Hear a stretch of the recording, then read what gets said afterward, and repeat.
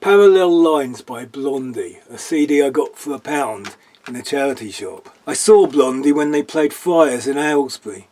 West Side Story had recently been aired on the TV, and leather-jacketed youths clicked their fingers as they queued, imagining they were standing in line to get into CBGB's.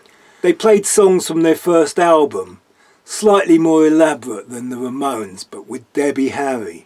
Who could not be transfixed by Debbie Harry? The memory of Debbie Harry outshines any recollection I have of the rest of the band, and I normally watch the guitarists.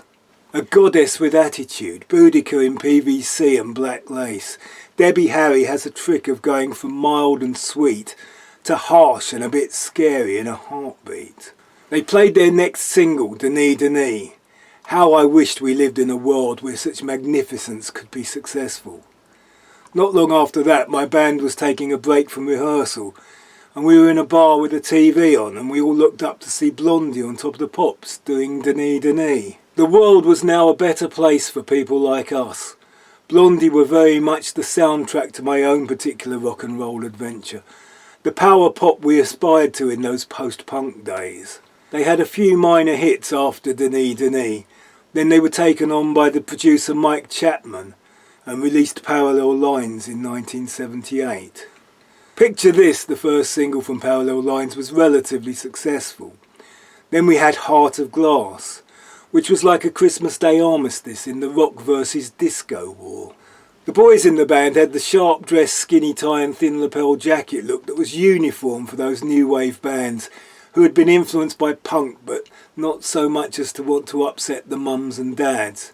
The Knack, Huey Lewis, a trend that stretched as far as the 80s incarnation of Genesis.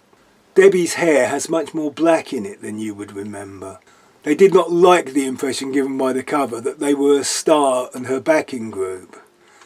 The original songs are all written by different combinations of band members. So many great songs, possibly a perfect album. Heart of Glass, Picture This, Hanging on the Telephone, One Way or Another. And the total pop perfection that is Sunday Girl. It's almost like a greatest hits. The other songs are also very strong. In places there is electronica, riffing on guitars and glimpses of their more punky roots, with some real aggression and shouty backing vocals.